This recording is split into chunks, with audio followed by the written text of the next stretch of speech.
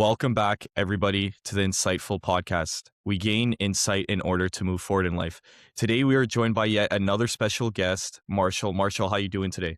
I'm doing awesome, buddy. How are you doing? Good, man. I'm excited for this one. So, as the viewers know, I just like jumping straight into it, getting to know you a little bit. So, could you start off by introducing yourself to the audience, kind of explain who you are and what you do? Yeah, for sure. My name is Marshall Brown. On Instagram, I'm most known as The Real Marshall Brown. I mean, I've got a couple of different accounts, but my primary is, The Real Marshall Brown. I grew up in Abbotsford, BC, Canada. And for work, video stuff is my thing. So I'm a pretty big outdoor, like nature enthusiast kind of person. As you could tell, like from my Instagram account, like I love being outdoors. I love finding new spots. I'd say, that's one of my big passions is just getting out, and just the fact of exploring is super exciting to me. But how the video aspect became a big part of my life was I was homeschooled growing up, and I'm 20 years old now. Growing up, one day, I think I was maybe 14 years old, and I walked into my dad's office, and he had a couple of cameras just sitting around, and I was like, you know what? I kind of like farting around with these things. So then I was like just hoping that my dad wasn't going to figure out that I was in his study just taking his cameras, but he figured out pretty quick, and he was like, no, I think it's really cool that you have a passion for this. So he just let me explore freely with it. And then I started just getting creative with cameras. And then eventually I would start telling my teachers, I'm like, hey, can I like submit an assignment as a video? Cause this is like one of my passions. I love making videos. And they're like, yeah, for sure. That would make me super happy. So then I just started to keep making videos for just personal, just for the memories. Like I wasn't posting it anywhere. It was just for fun memories. And then I was submitting them for my school as well.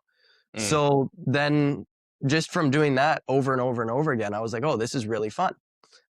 So then I got the idea. I was like, well, if I like using cameras, I would love to try and turn this into a business.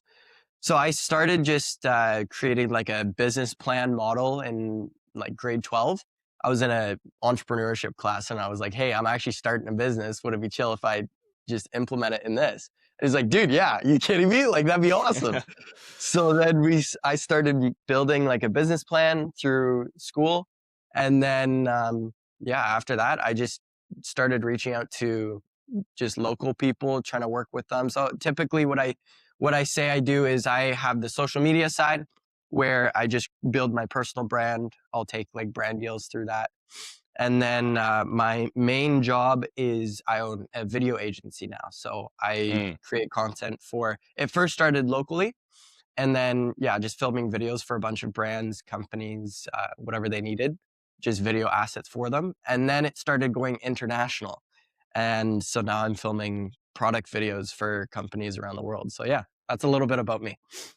No, that's sick, bro, because you kind of see the transition from like you being a kid enjoying it to like now it being the thing you actually do. And it's sick that from the beginning, like you were saying, your dad was supportive of that. And I feel like that helped a lot with you wanting to pursue it, right? Than like him shutting you down. And then also in school, like, because when you think about it, no one really submits assignments through like film. So like the fact that you did that, of course, the teacher would be like, oh, he's like showing initiative and trying something new. So of course I'm going to let him do it. Right. So that's sick. Yeah. I think I got a couple extra bonus points from doing it too. So I was like, you know what? I'll take them. Take them. Yeah. You lose marks somewhere else. At least you make it up for the bonus points. But Exactly. Yeah. No, that's awesome. So like you would say that I guess you're not only an adventurer through the physical sense of like going out there and like traveling and stuff, but you're also maybe doing it through your passion of filmmaking as well. Yeah. I think I had a point in my life where I was thinking really deeply about just the aspect of what I want to do with the rest of my life. And then I had a talk with my dad, and he's done tons of different jobs. Like he started his own crate company. Right now he's a realtor. But he told me, even at the age that he is, he's like, I still don't even know what I want to do with my life. Mm. And I'm like, whoa. So here I am stressing about me being 20 years old. I have to pick a career path and just go for it. But my dad doesn't even know what he wants to do with the rest of his life. Like I can see that he's passionate through it and that he's really like he loves being a realtor.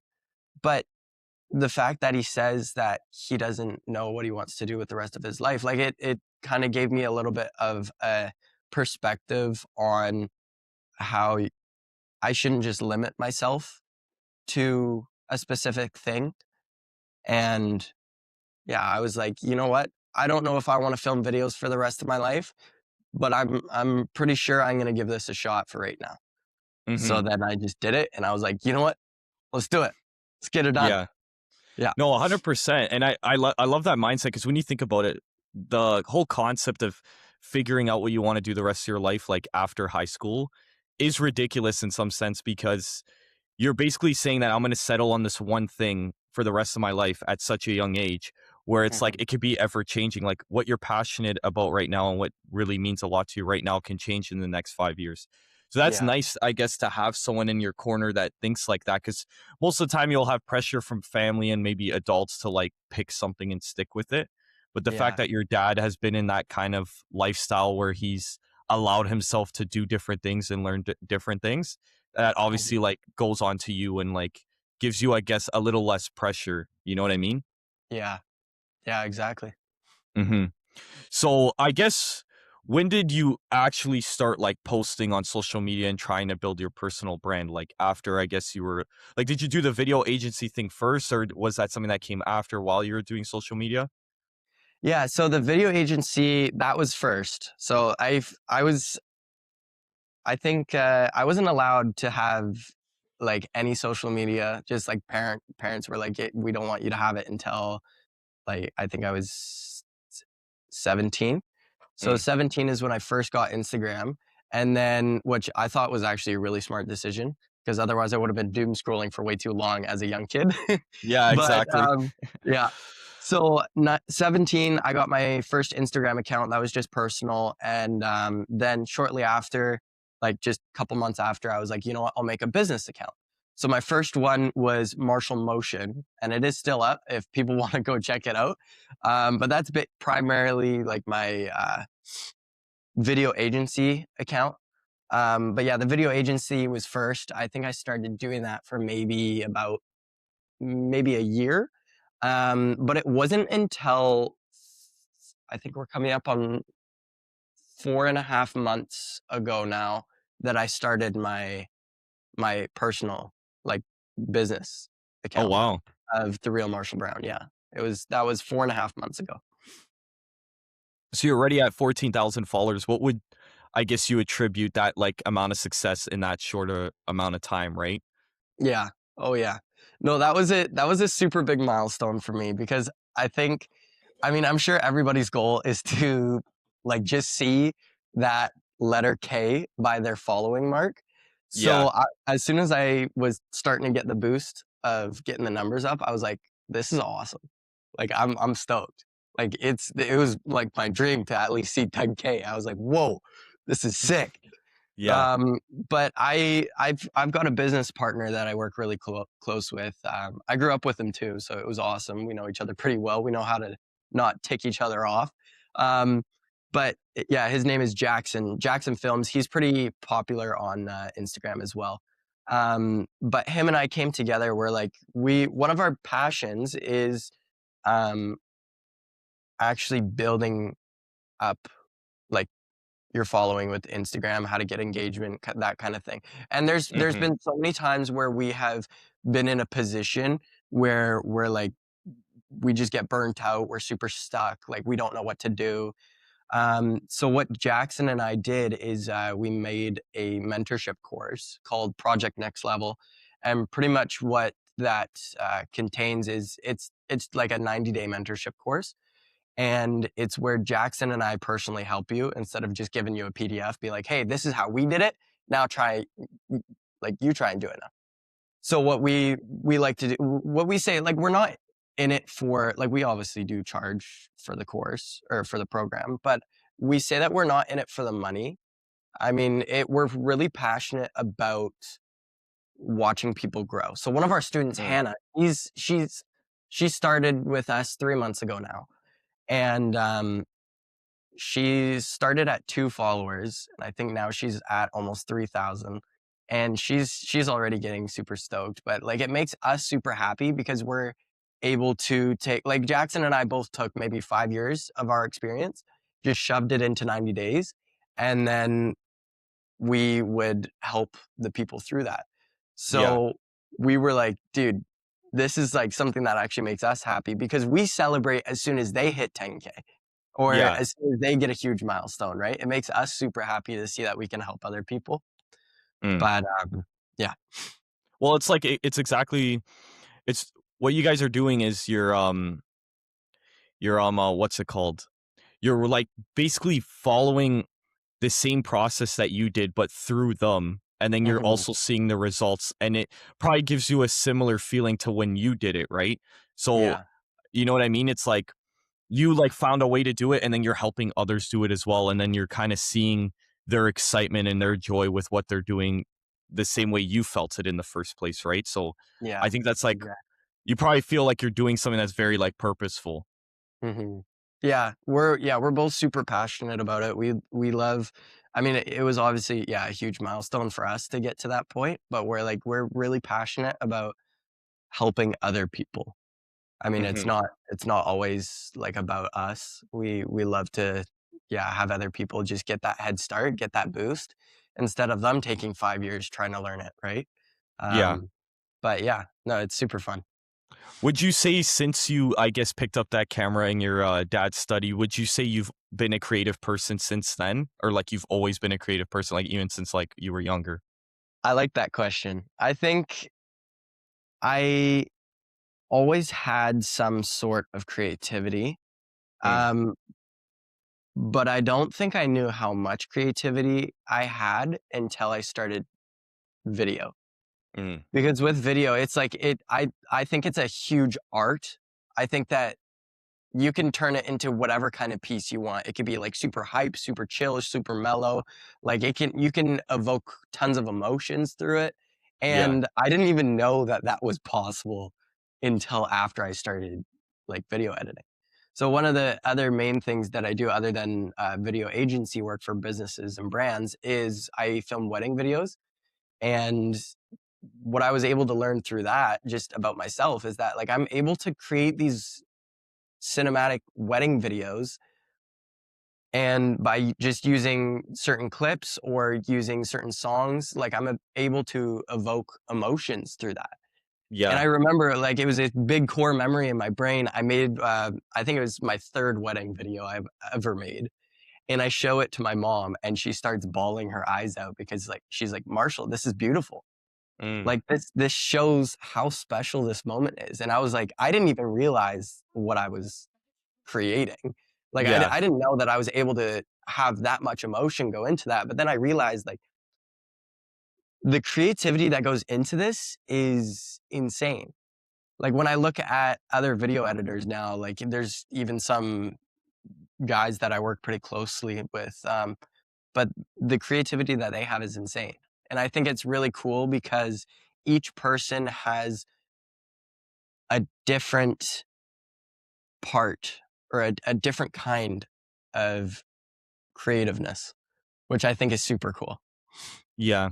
That's Mhm, exactly kind of the direction I'm taking with the podcast as of right now. And I did an episode yesterday with a guy that's an artist. He paints, and he was saying it best. He's like, I think every single person has the ability to be creative.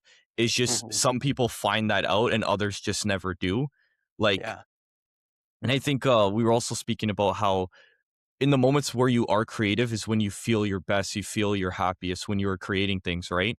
And I think yeah, that's what like a lot of people are missing in their lives is that ability to be creative. And even like you're saying, like through the wedding videos, like that's such an emotional time for people that like I feel like if you're able to, you know, remind them of how their wedding felt when it happened through a video that they could watch like 10, 20, 30 years from now, it's like Mhm. you're actually making like a huge difference in that person's life because you're capturing that moment like so I guess like effectively. Maybe that's not the right Yeah. word, but you know what I No, mean? I would say so. Yeah, for sure. Yeah. So that's sick, bro. I kind of want to get into like the whole concept of why you like being an adventurer and all this. And it's kind of a similar question to the filmmaking one. And that is Mhm. like, were you always that kind of person that like seeked out adventure or like not really? So, funny story, growing up, I love the outdoors. Like, I was always because I was homeschooled and, like, we live on a small farm, like, I would always go outside and, like, climb a tree on my lunch break or something, right? Like, I always loved being outside. I thought it was awesome as a kid. My dad is a pretty big hiker, Mm, and I wasn't a big fan of hiking at that time. I thought it was horrible. I'm like, "Why are you hiking up a hill with that takes so much effort, and then you hike all the way down the hill?" It's like, "This sucks." I hated it. mhm, But then I had and I don't know what happened or made me switch, but now I'm like, I think it's awesome. Like, I love hiking. I think it's great. I mean, yeah, hiking can be hard, but the reward that you get when you get to the top and you see the view, like, it's nuts. It's mhm, awesome. But, going back to kind of like your first question on, like, why it means so much to me about going outside is, I think I mean, I am a Christian, and I think it's really beautiful to see the world that God has created. And I think being outside and being outside in nature is like a way for me to, in a sense, say connect with mm, just yeah, just have a sense of connection with it. Um, every time, like if I'm going into prayer, like I love being outside because it I love just hearing the sounds of the wind, just feeling the grass. Like I love being outside because it makes me feel like I'm in the place that the God that I believe in created. And I just always thought that it was such a cool aspect to be. I get to be here, and mhm, it just it felt like a nice place to be in for me. yeah, So I think over time, um, just being outside helped me with growing my connection with God, but, I think it also helped grow a connection with myself as well, because every time that I would go outside, I think that's one of the things that I do that gets my creativity going or flowing. Because there's mm, sometimes, like, you wake up in the morning and you just get, like, crazy brain fog and you're like, "Oh, what am I gonna do?" Right? Like, yeah, but every time I would go outside or even go to the gym or, yeah, go on a short run, go on a hike, or just breathe fresh air. Even just like if it's summertime, suntan. Like honestly, that was enough to get me going. But just being outside, breathing fresh air, just getting moving got my creativity flowing a whole lot more. And it was, yeah, it was awesome for me. Felt healthy. I mean, it was healthy, but it was awesome for me to be in. mhm. Hmm. No, I couldn't agree more, and I think there's, like, certain moments where, like, I guess you see your faith, like, in person, and what I mean Hmm. by that is, like, even, like, I remember the first time I was on a plane and, like, I was, like the plane was above the clouds, right? And you're just, like, looking down, and I remember I had this moment where I, like, looked at everything and I'm like, you know, it's amazing. Like, you can't see something like this, in my opinion, and think, like, God doesn't exist. Like, as much Yeah. as, like, the world could be bad and evil sometimes, all the good things and the things that have been created and the things around you that you look at in a positive light, you can't help but be like, you know, God made this and like this is beautiful. And I think Mhm. I really like that you said that because isn't it funny that the more you're outside and the more you're in nature, the more I guess you're in God's creation, the better Mhm. you feel. Like Yeah. I like obviously like we live in Canada and it's like a lot of times the winters are like brutal and they suck Hmm. and you can't wait for the summer to come. But like that's Yeah. why in the summer I try to be outside as much as possible. It's maybe that feeling too where you feel more connected to God, Hmm. right? Exactly. Exactly. Mhm. And it's I don't know, man, like, I went camping for the first time, this past year, and, Hmm. it was, like, one of those experiences where, you're able to disconnect from the day-to-day life and feel, like, refreshed, and I think Yeah. that feeling is very hard to mimic if you're just, like, at home or, like, working all the Mhm. time, you know what I mean? Oh, yeah. There is a cool story that, I heard from a Christian creator. His name's Bryce Crawford. Um, but he started a podcast and he first called now I think it's just called the Bryce Crawford podcast, but what it was first named is The Quiet Place, and that was it. And so it got people interested because it's like, "Oh, well, what does that mean? Like, what is the quiet place?" So people are first thinking like, "Are you talking about the movie, like a horror movie, but you're a Christian creator? Like what's the connection?" So he started explaining it a bit more, and it made a lot of sense to me. He said that the quiet place is a place for you to disconnect from everything else, Mhm. and it's a place for you to connect with God. Just setting aside time to be with Him. Um, like if I'm there's tons of situations where it's hard to have a like say we're having a conversation and there's sports going in the background, then it's going to be hard for me to keep focus on our conversation because there's other noise in the background. There's always cars going by, there's people walking around, other people talking. Like there's so many things that can be or that can create extra noise. Yeah. And he put it really beautifully. He said every time you go into the quiet place, you're disconnecting from all of that and going into a place where you're setting aside time so that you can be with God and just have that connection with him. So the Mhm. way he said it was really cool. Um, but yeah.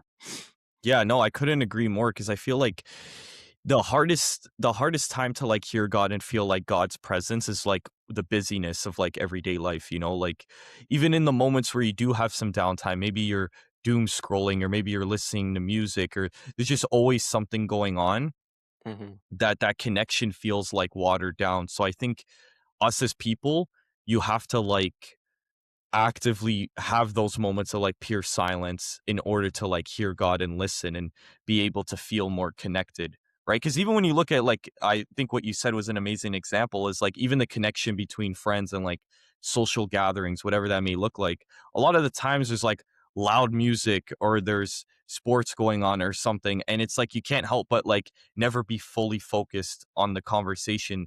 Very rarely, when you really think about it, do people have an opportunity like this where me and you are speaking to each other and there's nothing else going on and there's no goal at all except talking to you and getting to know you Yeah. and like the viewers getting to know you, right? So I think that's Mhm. super important that it's very hard to do that like on accident. You almost have to put yourself in the situation to, I guess, like you were saying before, like go to that quiet place. Yeah, exactly. Mhm. So I kind of want to like go off of the question I asked you about how you feel like you've always been adventurous to Mhm. why do you think so many people lack that like adventurous like personality or like not wanting to explore and do new things? I think a lot of people are scared to try new things. And I know that because I was definitely scared to try a lot of things. Like I was scared to turn my passion into a business. I Mm, didn't know if it was gonna work. I didn't know if it wasn't gonna work. Like it was, yeah, I didn't know what. But what I did know is that I like doing it, and if I wanna make something happen, I gotta step outside my comfort zone. Like I've gotta get it done. So then it for me, like, yeah, I just took the push. I was like, you know what, Marshall, if you have a goal that you wanna get to, and it's beautiful that you wanna get to that, but what are you gonna do to actually get to it? So it takes hard decisions. But yeah, for the outdoors part, like I think um, a lot of people, well, it's tough as well for a lot of people because they don't really live in a place where it can be like super outdoorsy and such.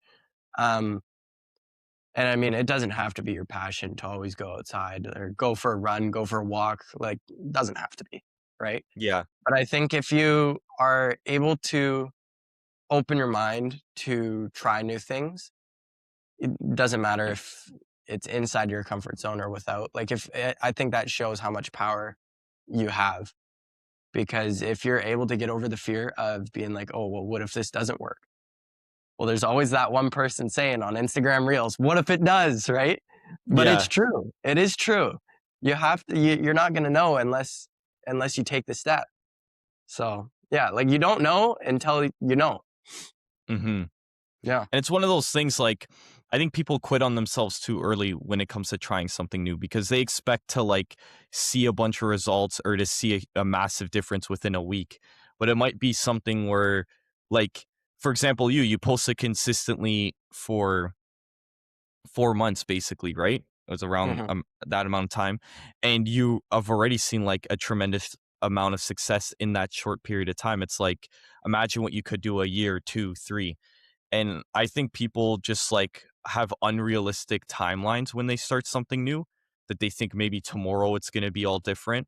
Where it's like Yeah, most of the time it's going to take longer than you think. And if you could just change your mindset from wanting to complete the goal to enjoying the process of that goal, that's when things become much easier. And that's when you could like show up every single day for yourself and it not feel like such a chore. You know what I mean? exactly. Yeah, I couldn't agree more.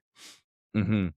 So I think that's just like my opinion too. But I guess for my next question would be like when it comes to like traveling and adventuring, are you someone that has like a goal with it? Or is it just like you kind of go with the flow? I like that question. I think for traveling is a big thing for me too. Yeah, like it's not just being outside, being out, out in nature. Like I love traveling. Like I went to this 2 months ago. I went to Banff, Alberta, for Mm. a work trip, and I thought that was awesome. I got to see all the mountains in there, and it was such a beautiful place. Definitely recommend going. But I went there for a work trip, and then I went with Jackson actually, and then I came back. I was home for a week, and then boom, I was going to Costa Rica. I was like, "Oh, Oh, this is that's sick!" awesome. Yeah, it was awesome. So I think for traveling, I definitely do like to have a plan. Like I'm not the kind of person where I'm just, "Oh, this is cool. Let's just go and see what happens." Like I think I am a bit of a planner. But when I'm able to get that plan set in place, I love the fact that I can always adapt around it. Mm. So if I like for Costa Rica, for example, before when I was in Banff, I was already researching places that I wanted to go to. Like there was this beautiful place called Rio Celeste, and it's this waterfall with like this insane blue color of water, and it's gorgeous. But then I realized that it was going to be a 6 hour drive one way in, I don't know, maybe like a moped. So I'm like, I don't know if I want to do that. Like, I mean, I got limits. Like, I got a bit Yeah. of limits. But yeah, like I love finding new spots and places that I've never been before. Just the fact of exploring, going around, just trying things. And I think part of that has to do with just having that flow of going on the trip is you just got to allow some flexible time. Like I wouldn't say that I'm the kind of person where I book things up every day. Like if I'm going on a trip for a week, I'm not going to say, okay, I'm going to do this, this, and this, and then this on Sunday, and this, and this, and this, and this on Monday, and so on, right? Mm. Like I don't Yeah. like to fill up the whole schedule. Because say there is something that I figure out of, oh, there's a sick waterfall nearby. I want to go see that. And then say throughout the day, I'm talking to a random person. They're like, "Oh, well, have you seen this other waterfall?" I'm like, "No, Yeah. I'm gonna go see that one too. Like, this is great. I got two Yeah. waterfalls." So, but yeah, I like to definitely have some flow between my schedules for trips and stuff. But I do love traveling. I think it's an awesome thing. Do recommend that people travel if they can. Um, there's tons of beautiful places that you can see. Yeah. 100%. So that's good. You kind of like have some kind of planning, but you don't like book yourself up too much where like if you do come across something new or something you didn't even know existed, you still have Mhm. that ability to go see it or go experience it. Yeah, Mm. exactly.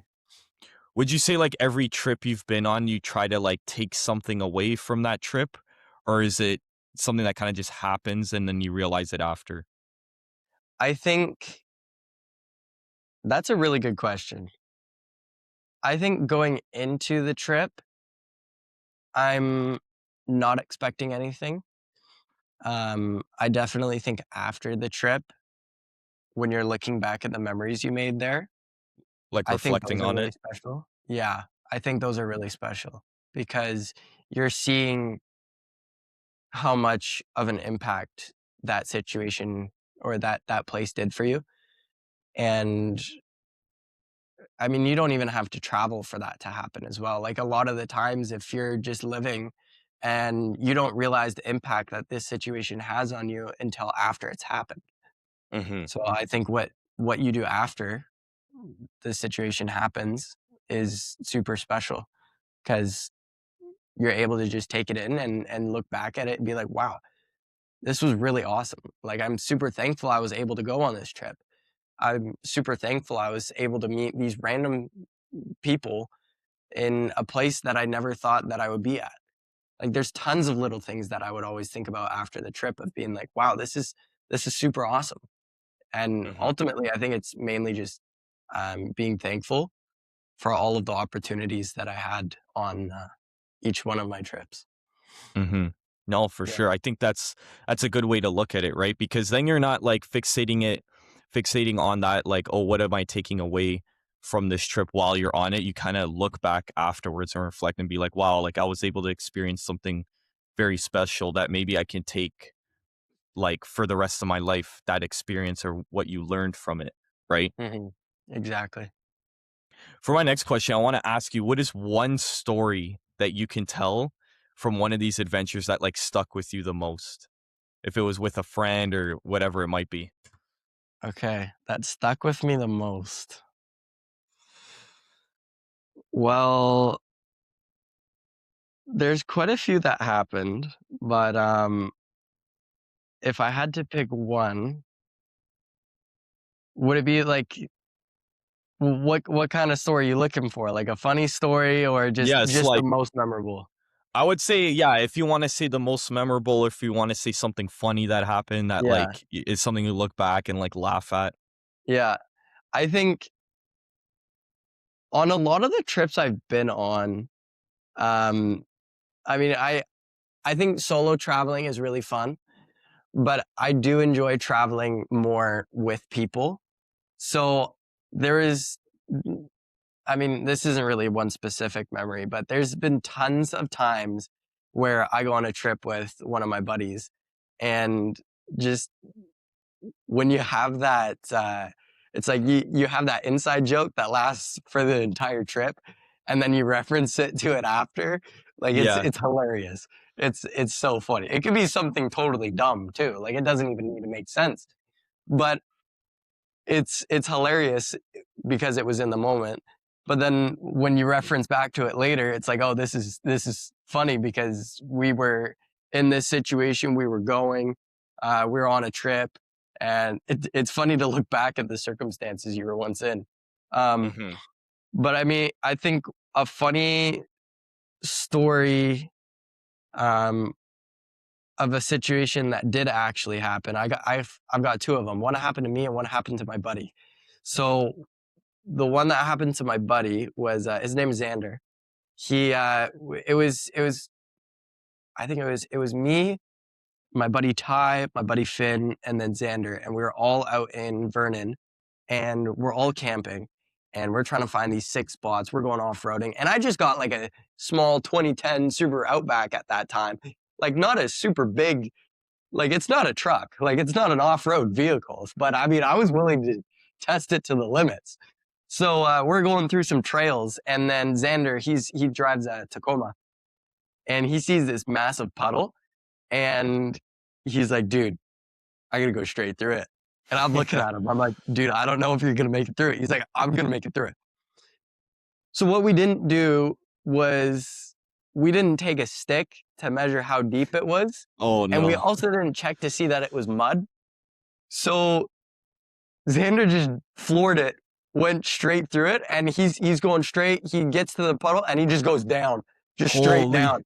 So I damn. think we were there for maybe 4 hours trying to get him out because like we can't just leave his truck there. Like he was gonna drive out in that thing. So he was gonna be camping in that thing. Like he's gotta have something to camp in at least. Um so that was really funny because we're just all looking at Xander. He's just in this massive puddle or this massive muck of mud, just trying to he's just looking at it. He's like, well, shit, what am I gonna do? Like, yeah, it was funny. But another time was this was a story of me. It was with the same people. It was me, Xander, Ty, and Finn, and I was taking my Outback to this place that's local. It's called Norris Creek. Super beautiful place, super gorgeous. But it does require an off-road vehicle to get to the destination. But I didn't care. I was like, you know what? I've done it once before. That means I can do it over and over and over again. So I go down, and what I didn't know was that there was a bolt it didn't have a nut on the top, and it was Oh. on the ball joint. So, well, on the lower control arm. Mm. So I was going down and there was this big rock. So I go over it and then there was a big hole underneath. So I think the bounce of going down and then back up just allowed the bolt just to slip out. So my entire wheel just fell off. Meanwhile, we are in the middle of nowhere. We got no cell service, like, and we have no food. Like we were screwed. We didn't know what Damn. we were gonna do. Yeah. So I did have a satellite device with me, so I was able to text my dad and say, "Hey, Dad, we need some help. Like my tire just fell off." And because it's a satellite device, I only have a limited amount of characters that I can send. So I sent that to my dad. He goes, "Your wheel fell off?" I was like, "Yes." But yeah, I think we were there for about 6 hours just waiting for someone to come. And then my dad came, he picked us up, and then I had to leave the car down there because I couldn't drive it out. Yeah. The wheel was off. So, but then I was able to get my buddy out there the next morning, and he fixed it on the mountain. And then we drove it out, and yeah, it was good. So it was an awesome trip, super fun, hilarious to look back on because it just I in the moment I was scared. I'm like, this is my only car. My wheel just fell off. What am I gonna do? Yeah, and you're Like I don't stuck in the middle of nowhere, basically. exactly. Yeah. But then now looking back at it, I think it's hilarious. Like the situation that we were in it was definitely stressful, but it was hilarious. Yeah. Mhm. So those are two small stories of camping trips that kind of went wrong. Yeah, it kinda went sideways. Thank you for sharing, bro. Yeah, no problem.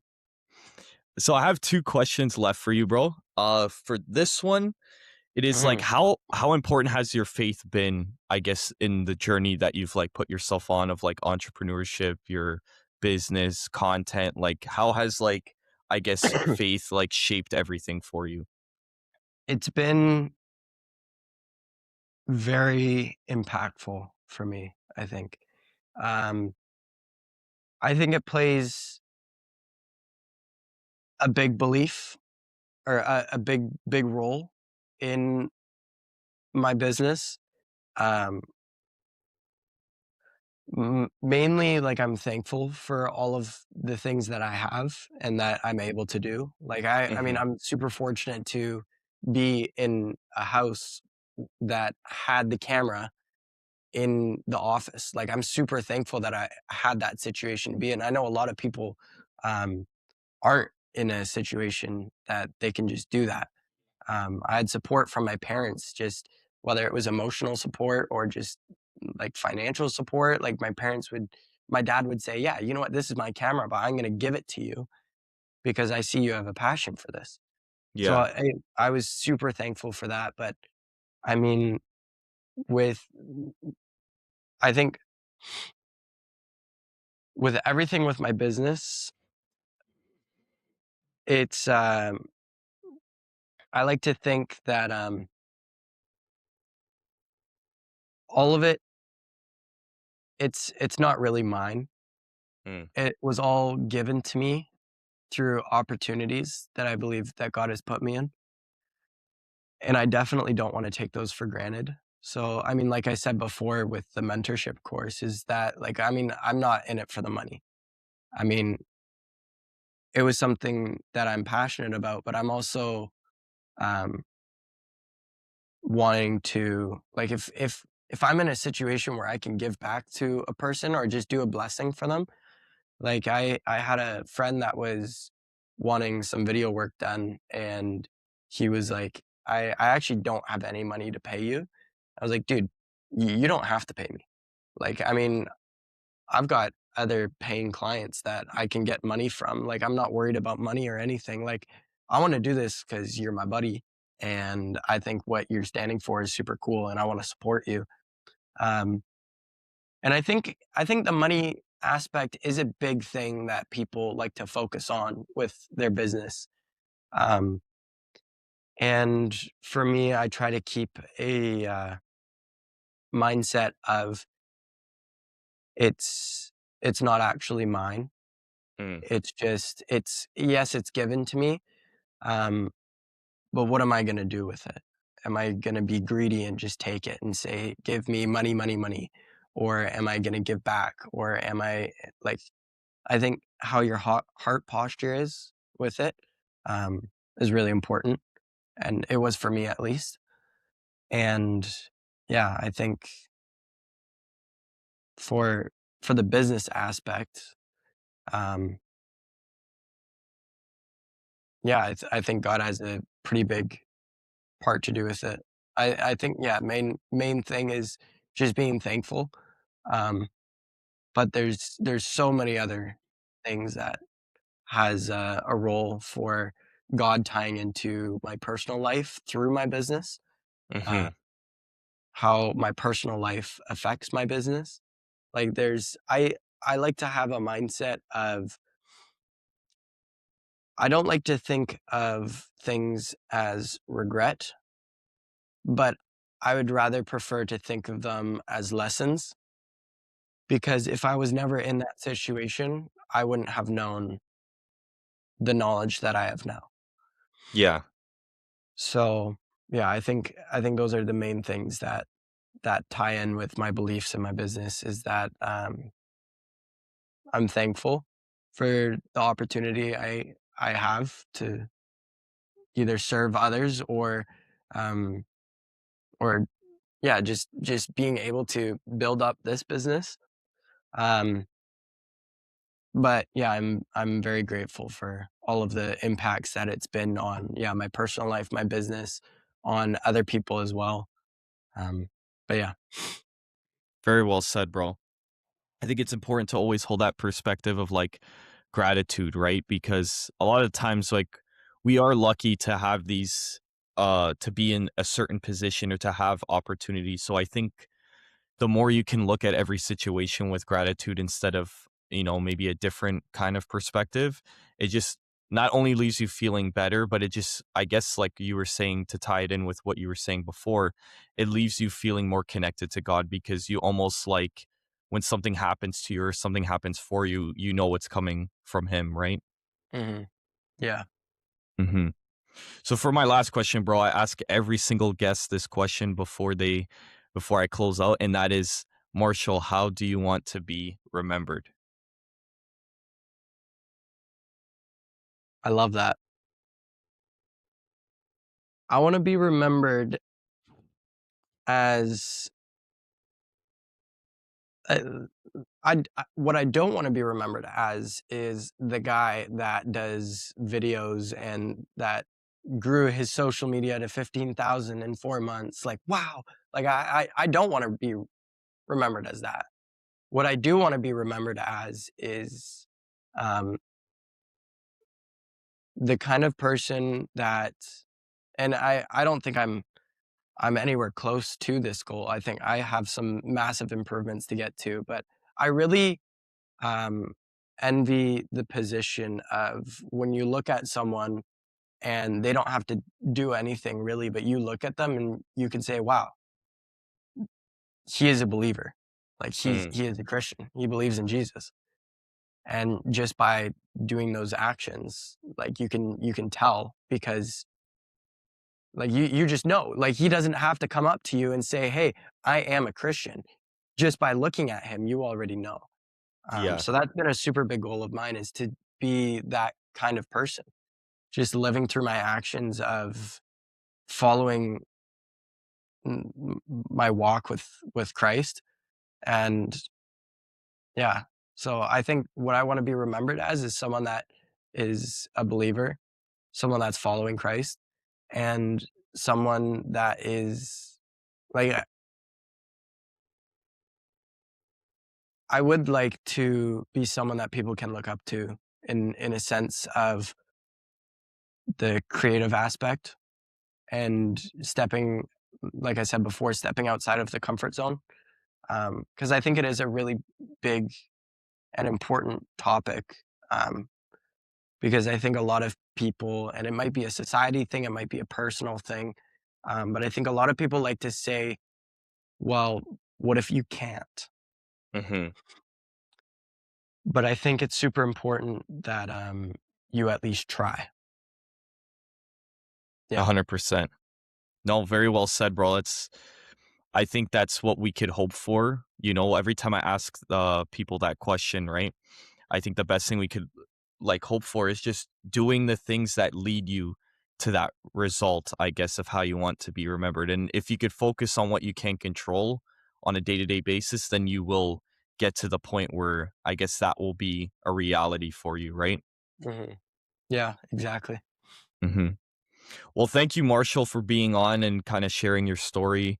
I appreciate you taking the time out of your day to do this. And I know that the viewers listening right now definitely took something away from your story.